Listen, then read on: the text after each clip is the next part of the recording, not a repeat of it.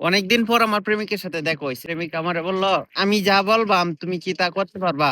তুমি যা বলবা আমি তাই করতে পারবো।" প্রেমিকা সত্যি?" আমি কইছি, "সত্যি।" "তোমার আম্মার কলিজাটা আমার আইনা দিতে পারবা?" "হ, আমি আইনা দিতে পারাম।" "আচ্ছা তাইলে তুমি তোমার আম্মার কলিজাটা আগে আইনা দেখাও।"